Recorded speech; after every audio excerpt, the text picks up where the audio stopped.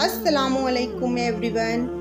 अल्लाह और उसके रसूल पर ईमान लाने के बाद सबसे पहला और अहम अमल नमाज है, जो अल्लाह ताला की तरफ से हर मुसलमान पर फ़र्ज़ की गई है, चाहे वो मर्द हो या औरत, गरीब हो या मालदार, सेहतमंद हो या बीमार, ताकतवर हो या कमज़ोर, बूढ़ा हो या नौजवान, मुसाफिर हो या मुकीम, बादशाह हो या गुलाम, खौफ हो या अमन की हालत में हो, खुशी हो या गम की हालत में हो, गर्मी हो या फिर सर्दी, जिहाद के वक्त मैदान में भी ये फ़र्ज़ नमाज माफ़ नहीं होती।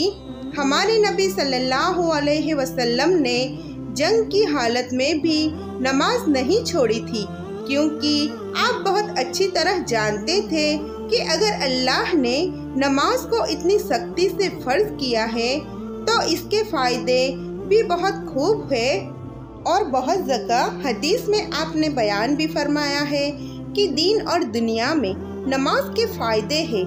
तो यहाँ पर हम नमाज के 47 फ़ायदे और फजीलतें बताएंगे जो हर मुसलमान को जानना ज़रूरी है। नमाज की सबसे अहम फजीलत, जितने भी आमाल अल्लाह ताला ने फ़र्ज़ किए हैं वो सब अल्लाह ने ज़मीन पर ही फ़र्ज़ किए हैं, लेकिन जब नमाज की बात आई तो अल्लाह ताला ने अपने प्यारे नबी हज़रत मोहम्मद मुस्तफ़ा सल्लल्लाहु अलैहि वसल्लम को मेराज शरीफ की रात में आसमानों पर बुलाया और वहीं पर नमाज का तोहफ़ा अता फरमाया। तो 47 नमाज के फ़ायदे कुछ इस तरह है। वैसे तो नमाज के फ़ायदे बहुत है, जो हम जितना भी कहें बहुत कम है, मगर कुछ फ़ायदे मैं आप तक पहुंचा रही हूं। सबसे पहला, जब आदमी नमाज के लिए खड़ा होता है तो जन्नत के दरवाजे खुल जाते हैं और अल्लाह ताला के और उस आदमी के बीच के पर्दे हट जाते हैं। दूसरा, नमाज मोमिन का नूर है।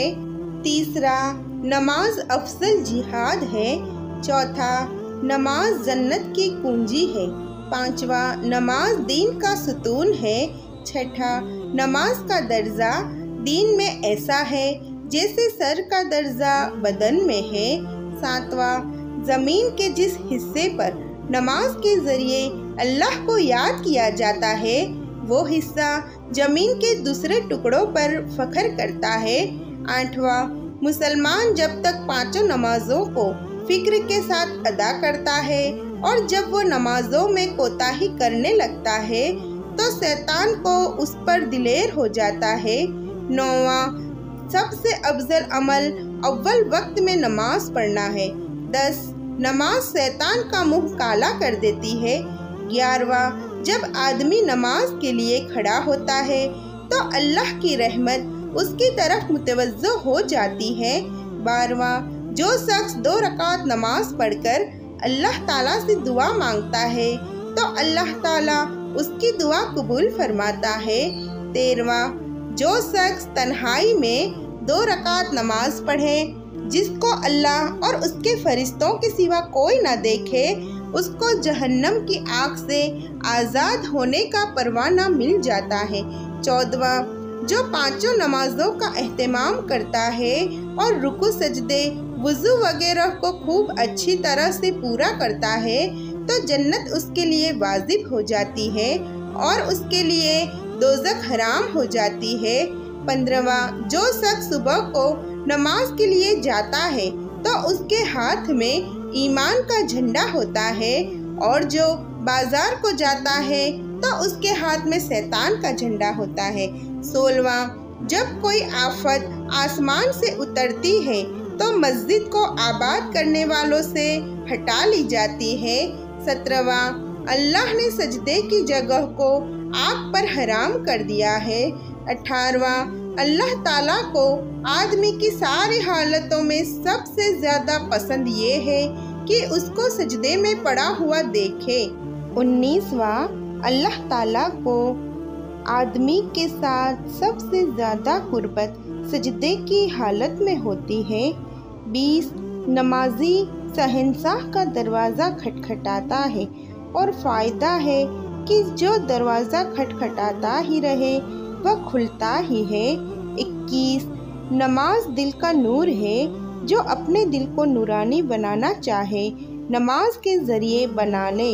22 जो शख्स अच्छी तरह से वज़ू करे और उसके बाद खुशबू व खुशू से 2 या 4 रकात नमाज फ़र्ज या नफल पढ़कर अल्लाह से अपने गुनाहों की माफ़ी चाहे, अल्लाह ताला उसे माफ़ फरमा देता है।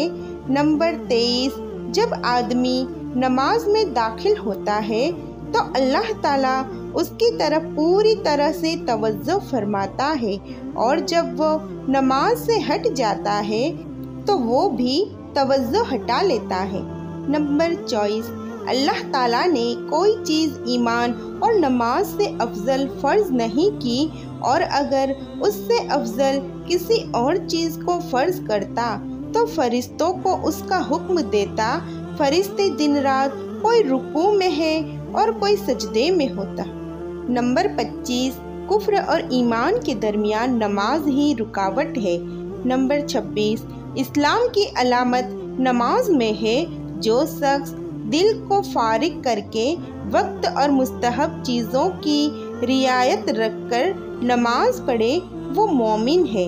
नंबर 27 अल्लाह ताला का इरशाद है, ए आदम की औलाद, तो दिन के शुरू में 4 रकातों से आजीज न बन, मैं तमाम दिन तेरे कामों की जिम्मेदारी ले लूँगा। नंबर 28 सबसे ज़्यादा पसंदीदा अमल अल्लाह के नज़दीक वह नमाज है जो वक्त पर पढ़ी जाए। नंबर 29 अफजल तरीन नमाज आधी रात की है, मगर उसको पढ़ने वाले बहुत ही कम है। नंबर 30 इसमें कोई शक नहीं कि मोमिन की शराफत तहज्जुद की नमाज में है। नंबर 31 रात के आखिरी हिस्से में 2 रकात तमाम दुनिया से अफजल है। हमारे नबी सल्लल्लाहु अलैहि वसल्लम ने फरमाया, अगर मुझे मशक्क़त का अंदेशा न होता तो मैं उम्मत पर इस नमाज को फ़र्ज कर देता, यानी तहज्जुद। नंबर 32 तहज्जुद ज़रूर पढ़ा करो कि तहज्जुद नेक लोगों का तरीका है और अल्लाह की कुर्बत का ज़रिया है। नंबर 33 तहज्जुद गुनाहों से रोकती है और गुनाहों की माफ़ी का ज़रिया है, और इससे बदन भी तंदुरुस्त होता है। नंबर 34 जो शख्स एक फ़र्ज़ नमाज अदा करता है, अल्लाह ताला के यहाँ एक मकबूल दुआ उसकी हो जाती है। नंबर 35 नमाज हर मुत्तकी की कुर्बानी है। नंबर 36 नमाजी पर से रिस्क की तंगी हटा दी जाती है। नंबर 37 नमाजी पर से अज़ाबे कब्र हटा लिया जाता है। नंबर 38 क़यामत के दिन आमाल नामा उसके दाएं हाथ में दिया जाएगा।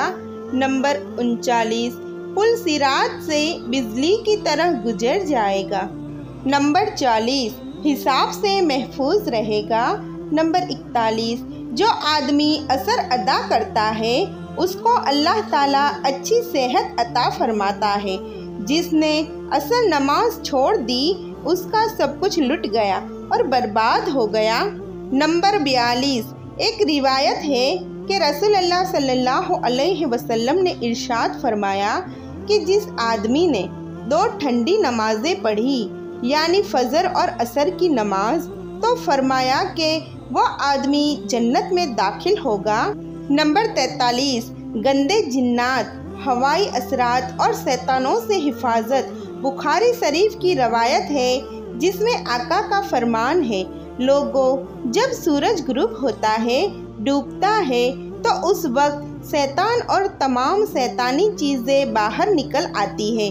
अगर तुम लोग उनसे बचना चाहते हो तो उस वक्त मगरिब की नमाज के लिए खड़े हो जाओ, क्योंकि जब तुम मगरिब की नमाज पढ़ोगे तो अल्लाह ताला उस नमाज के ज़रिए तमाम सरकस शयातीन और गंदे जिन्नात वगैरह से तुम्हारी हिफाजत फरमा देगा। नंबर 44 रात की नमाज यानी तहज्जुद पढ़ा करो, क्योंकि तुमसे पहले पिछली उम्मतों के नेक लोग भी इसको पढ़ते थे और यह नमाज तुम्हारे लिए अल्लाह के करीब होने का सबब है और गुनाहों का कफ़ारा करने वाली है और गुनाहों से रोकने वाली है। नंबर 45, नबी करीम कहते हैं कि तहज्जुद नमाज पढ़ने वाले को अल्लाह एक के बदले 100 या उससे भी ज़्यादा देगा। नंबर 46, रमज़ान के महीने की रात में नूर बरसता है और हमारा रब आसमान से तरावीह पढ़ने वालों को देखता है और जो लोग तरावीह की नमाज पढ़ते हैं उन्हें अल्लाह की रहमत हासिल होती है। नंबर 47, जब आदमी नमाज में दाखिल होता है तो अल्लाह ताला उसकी तरफ पूरी तरह से तवज्जो फरमाता है और जब वो नमाज से हट जाता है तो वो भी तवज्जो हटा लेता है। अल्लाह ताला हमें नमाज की पाबंदी करने की नेक तौफीक अता फरमाए और उसकी फजीलतों के साए हम पर कायम फरमाए। आमीन।